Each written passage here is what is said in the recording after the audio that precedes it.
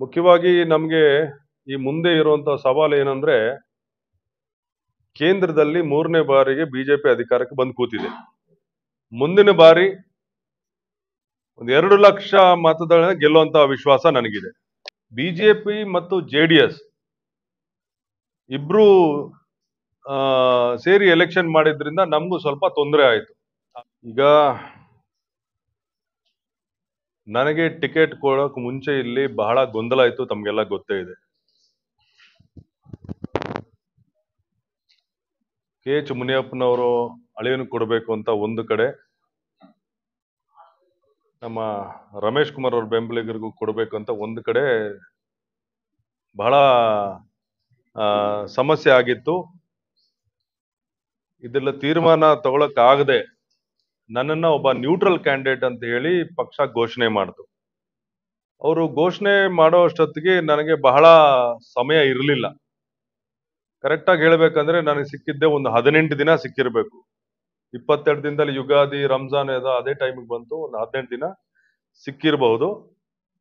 ಬರೀ ನಾನು ಹೋಬಳಿ ಅಥವಾ ತಾಲೂಕು ಹೆಡ್ ಕ್ವಾರ್ಟರ್ಸ್ಗಳಲ್ಲಿ ಸಭೆಗಳನ್ನ ಮಾಡಿದೆ, ಪಂಚಾಯತಿ ಮಟ್ಟಕ್ಕೆ ಹೋಗಕ್ಕಾಗ್ಲಿಲ್ಲ. ಅದೊಂದು ಕಾರಣ. ಅಭ್ಯರ್ಥಿನ ನೇರವಾಗಿ ನೋಡುವಂತ ಅವಕಾಶ ಮತದಾರರಿಗೆ ಸಿಗ್ಲಿಲ್ಲ. ಸೊ ನನ್ನ ಬಗ್ಗೆ ಸುಮಾರು ಜನ ಗೊತ್ತಿಲ್ಲದೆ ಇರೋದ್ರಿಂದ ನಮ್ಗೆ ಅಲ್ಲಿ ಸ್ವಲ್ಪ ಎಡವಾಯ್ತು. ಎರಡನೇದು, ಬಿಜೆಪಿ ಮತ್ತು ಜೆಡಿಎಸ್ ಇಬ್ರು ಸೇರಿ ಎಲೆಕ್ಷನ್ ಮಾಡಿದ್ರಿಂದ ನಮಗೂ ಸ್ವಲ್ಪ ತೊಂದರೆ ಆಯ್ತು.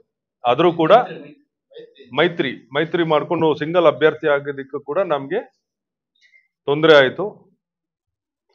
ಅದರ ಮೇಲೆ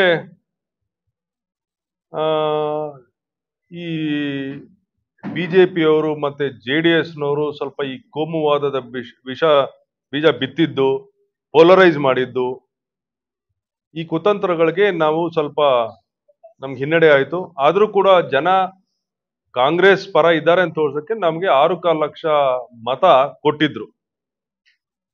ನಮಗೆ ಒಂದು 65ರಿಂದ 70 ಸಾವಿರದಲ್ಲಿ ಸೋಲಾಗಿರಬಹುದು. ಆದ್ರೆ ಟೈಮ್ ಇದ್ದಿದ್ರೆ ಚೆನ್ನಾಗಿರ್ತಾ ಇತ್ತು ಅಂತ ಹೇಳಿ ನನ್ಗಾದ್ರೂ ಒಂದು ಅನಿಸಿಕೆ ಇದೆ. ಮುಂದಿನ ಬಾರಿ ಒಂದು 2 ಲಕ್ಷ ಮತಗಳ ಗೆಲ್ಲುವಂತ ವಿಶ್ವಾಸ ನನಗಿದೆ. ಈಗ ನಾನು ಕೋಲಾರ ಪಾರ್ಲಿಮೆಂಟ್ ಅಲ್ಲಿ ಬಹಳ ಸಮಯ ಕೊಡಕ್ ಆಗ್ತಾ ಇರ್ಲಿಲ್ಲ. 2024 ಚುನಾವಣೆ ಆದ್ಮೇಲೆ ಟೈಮ್ ಕೊಡಕ್ ಆಗ್ತಾ ಇರ್ಲಿಲ್ಲ. ಮುಖ್ಯವಾದ ಕಾರಣ ಏನಂದ್ರೆ ನಾನು ಬೆಂಗಳೂರು ಸೆಂಟ್ರಲ್ ಜಿಲ್ಲಾಧ್ಯಕ್ಷನ ಬೇರೆ ಆಗಿದ್ದೆ. ಸೊ ಹೈಕಮಾಂಡ್ ಅವರು ನೀನ್ ತುಂಬಾ ತೊಡಗಿಸ್ಕೊಳ್ತಾ ಇಲ್ಲ ಯಾಕೆ ಅಂತ ಕೇಳಿದಾಗ ನನ್ನ ಈ ಪರಿಸ್ಥಿತಿ ವಿವರಣೆ ಮಾಡಿದ್ದ. ನಾನು ಜಿಲ್ಲಾಧ್ಯಕ್ಷನ ಬೇರೆ ಮಾಡಿದ್ದೀರಾ, ಹಂಗಾಗಿ ಇಲ್ಲಿ ಜಾಸ್ತಿ ಕೆಲಸ ಇರೋದ್ರೆ ಹೋಗಕ್ ಆಗ್ತಾ ಇಲ್ಲ ಅಂದಾಗ ಅವರು ನನ್ನನ್ನ ಜಿಲ್ಲಾಧ್ಯಕ್ಷ ಪದವಿಯಿಂದ ರಿಲೀವ್ ಮಾಡಿ ಕೆಪಿಸಿಸಿ ಜನರಲ್ ಸೆಕ್ರೆಟರಿ ಮಾಡಿ ಕೋಲಾರ ಇನ್ಚಾರ್ಜ್ ನನಗೆ ಕೊಟ್ಟಿದ್ದಾರೆ. ಕೋಲಾರ ಇನ್ಚಾರ್ಜ್ ಕೊಟ್ಟು ನೆಕ್ಸ್ಟ್ ಅಭ್ಯರ್ಥಿ ನೀನೇ, ಎಲ್ಲ ಸಂಘಟನೆ ಮಾಡುವಂತ ಜವಾಬ್ದಾರಿ ನಿನ್ನ ಮೇಲಿದೆ ಅಂತ ಹೇಳಿ ಕಳಿಸಿದ್ದಾರೆ. ಈಗ ಎರಡೂ ಗುಂಪುಗಳು ಇನ್ಆಕ್ಟಿವ್ ಆಗಿದೆ. ಇದು ಅದನ್ನೆಲ್ಲ ಒಂದು ಮಾಡುವಂತ ಪ್ರಯತ್ನ ಹೈಕಮಾಂಡ್ ಮಾಡಬೇಕು, ಮಾಡ್ತಾ ಇದೆ. ಅಲ್ಲಲ್ಲಿ ಎರಡು ಮೂರು ಸಭೆಗಳ ಅದರ ಬಗ್ಗೆ ನಾನು ಜಾಸ್ತಿ ಹೇಳೋದಕ್ಕೆ ಹೋಗಲ್ಲ. ನಮ್ಮ ಪ್ರಯತ್ನ ಅಂತೂ ನಾವು ಮಾಡ್ತಾ ಇದೀವಿ. ಯಾವ ರೀತಿ ಮಾಡ್ತಾ ಇದೀವಿ, ಹೇಗ್ ಮಾಡ್ತಾ ಇದೀವಿ ಅಂತ ನಾನು ಇಲ್ಲಿ ಹೇಳೋದಕ್ಕೆ ಸೂಕ್ತ ಅಲ್ಲ ಅನ್ಸುತ್ತೆ.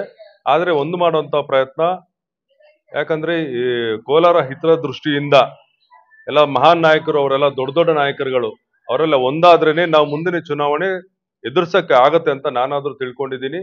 ಒಂದು ಮಾಡುವಂತ ಪ್ರಯತ್ನ ನಾವು ಮಾಡ್ತಾ ಇದ್ದೀವಿ, ಆಗತ್ತೆ ಅಂತ ಹೇಳಿ ನನಗೆ ವಿಶ್ವಾಸ ಇದೆ. ಇಲ್ಲ, ಅದನ್ನೇ ನಾನು ನಿಮ್ಗೆ ಹೇಳಿದ್ದು. ನನಗೆ ಅಲ್ಲೊಂದು ಜಿಲ್ಲಾಧ್ಯಕ್ಷ ಪದವಿ ಬೇರೆ ಇದ್ದಿದ್ರಿಂದ ನನಗೆ ಅಲ್ಲಿ ಮತ್ತಲ್ಲಿ BBMP greater Bengaluru authority election ಬೇರೆ ಅನೌನ್ಸ್ ಆಗಿರೋದ್ರಿಂದ ನನಗೆ ವಿಪರೀತ ಕೆಲಸ ಇತ್ತು. ಅದಕ್ಕೆ ನನ್ನನ್ನು ರಿಲೀವ್ ಮಾಡ್ರಿ, ನಾನು ಕಾನ್ಸಂಟ್ರೇಟ್ ಮಾಡಬೇಕು ಅಂತ, ಕೋಲಾರ ಕಾನ್ಸಂಟ್ರೇಟ್ ಮಾಡಬೇಕು ಅಂತ ಹೇಳಿದಕ್ಕೆ ನಾನು ರಿಲೀವ್ ಮಾಡಿ ಕಳ್ಸಿಕೊಟ್ಟಿದ್ದಾರೆ. ಬಂದು ಹೋಗ್ತಾ ಇದ್ದೀನಿ. ಏನಂದ್ರೆ ಇಲ್ಲಿ ಕೋಲಾರ ಬಹಳ ದೊಡ್ಡ ಕ್ಷೇತ್ರ, 8 ಕ್ಷೇತ್ರಗಳಿರುವಂತ ಒಂದು ಪಾರ್ಲಿಮೆಂಟ್ ಇದು.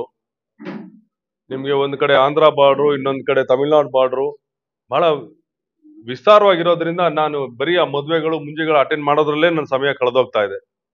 ಇಲ್ಲಿ ಸ್ವಲ್ಪ ಆರ್ಗನೈಸೇಷನ್ ವೀಕ್ ಇರೋದ್ರಿಂದ ಆರ್ಗನೈಸೇಷನ್ ನ ಸೆಟಪ್ ಮಾಡಬೇಕಾಗಿದೆ. ಜಿಲ್ಲಾಧ್ಯಕ್ಷರು ಬ್ಲಾಕ್ ನೋಡಿ ಇಲ್ಲಿ ಬ್ಲಾಕ್ ಅಧ್ಯಕ್ಷರು ನಮ್ಮ ನೀಲಕಂಠೇಗೌಡರು ತೀರ್ಕೊಂಡು 4 ತಿಂಗಳಾಯ್ತು, 6 ತಿಂಗಳ ಮೇಲಾಯ್ತು, ಇಲ್ಲಿ ತುಂಬಲಿಲ್ಲ. ಈ ತರ ಹಲವಾರು ಸಮಸ್ಯೆ ಇದೆಲ್ಲ ಸರಿ ಮಾಡಿದ್ರೆ ನಮಗೆ ಒಂದು ರೂಪ ತರಬಹುದು ಅಂತ ಹೇಳಿ ನನ್ನ ಅನಿಸಿಕೆ. ನೋಡಿ, ನಾನು MP ಕ್ಯಾಂಡಿಡೇಟ್, ನನಗೆ ಯಾರ ಸಹಮತ ಅಭಿಮತ ಏನು ಬೇಕಾಗಿಲ್ಲ. ಆಟೋಮೆಟಿಕ್ ಆಗಿ ನನ್ನನ್ನು ಒಪ್ಪಿ KPCC ಆಗಿ ACC ಆಗಿ ನನ್ನ ಕಳಿಸಿರುವಂತದ್ದು. ಯಾರು ವಿರೋಧ ಮಾಡುವಂತ ಪ್ರಶ್ನೆ ಇಲ್ಲ, ಯಾರು ವಿರೋಧ ಮಾಡೋದೂ ಇಲ್ಲ. ನಾನು ಎಲ್ಲೋದು ನನ್ನ ಪ್ರೀತಿಯಿಂದ ಮಾತಾಡ್ತಾರೆ, ನೀನ್ ಎಲ್ಲಾದ್ರೂ ಓಡಾಡಪ್ಪ, ನಿನ್ ಸಂಘಟನೆ ಮಾಡು ಅಂತ ಹೇಳಿ ನನಗೆ MLAಗಳಾಗ್ಲಿ ಹಳೆ ಲೀಡರ್ಗಳಾದ್ರೂ ಹೇಳಿದ್ದಾರೆ. ನಾವು ಮೊದಲು ಎಲ್ಲೆಲ್ಲಿ ನಮಗೆ MLA ಇಲ್ಲ, ಈಗ ಶಿಡ್ಲಘಟ್ಟ, ಶ್ರೀನಿವಾಸಪುರ, ಆಮೇಲೆ ಮುಳಬಾಗ್ಲು, ಎಲ್ಲೆಲ್ಲಿ MLA ಇಲ್ಲ, ಇಲ್ಲಿ ಜಾಸ್ತಿ ಕಾನ್ಸಂಟ್ರೇಟ್ ಮಾಡುವಂತ ಸೂಚನೆ ಕೊಟ್ಟಿದ್ದಾರೆ. ಇಲ್ಲಿ ಪಂಚಾಯತಿಗೆ ಹೋಗಿ ನಾವು ಸಂಘಟನೆ ಮಾಡಬೇಕಾಗಿದೆ. ಕಾರ್ಯಕರ್ತರಿಗೆ ನಾವು ಇನ್ನು ಚುನಾವಣೆ ಆದ್ಮೇಲೆ ಯಾರನ್ನು ಬಹಳ ಟಚ್ ಮಾಡಿಲ್ಲ ನಾವು. ಹಂಗಾಗಿ ಸಭೆಗಳು ಮಾಡಿಸಿ ಕಾರ್ಯಕರ್ತರನ್ನ ಸ್ವಲ್ಪ ಹುರಿದುಂಬಿಸಬೇಕಾಗಿದೆ, ಅವ್ರನ್ನ ಕೆಲ್ಸಕ್ಕೆ ತಗೊಂಡ್ಬರೋಂತ ಕೆಲಸ ನಾವು ಮಾಡ್ತಾ ಇದ್ದೀವಿ. ನಮ್ಗೆ ಈ ನವೆಂಬರ್ ಇಂದ ಸ್ಟಾರ್ಟ್ ಮಾಡ್ತೀವಿ. ಮೊನ್ನೆ ಆದಿನಾರಾಯಣ ಅವರು ನಮ್ಮ ವರ್ಕಿಂಗ್ ಪ್ರೆಸಿಡೆಂಟ್ GC ಚಂದ್ರಶೇಖರ್ ಜೊತೆ ಸಮಾಲೋಚನೆ ಮಾಡಿದ್ದಾರೆ. ಇಲ್ಲ ಶೀಘ್ರವೇ, ಅತಿ ಶೀಘ್ರದಲ್ಲೇ ಅವ್ರನ್ನ ನೇಮಕ ಮಾಡ್ತೀವಿ. ಮುಖ್ಯವಾಗಿ ನಮ್ಗೆ ಈ ಮುಂದೆ ಇರುವಂತಹ ಸವಾಲು ಏನಂದ್ರೆ, ಕೇಂದ್ರದಲ್ಲಿ 3ನೇ ಬಾರಿಗೆ BJP ಅಧಿಕಾರಕ್ಕೆ ಬಂದು ಕೂತಿದೆ. ಈ ಸತಿ ಬಹಿರಂಗವಾಗಿ ಗೊತ್ತಾಗಿದೆ ಇವರು ಮೋಸದಿಂದ ಬಂದು ಅಧಿಕಾರದಲ್ಲಿ ಕೂತಿದ್ದಾರೆ ಅಂತ.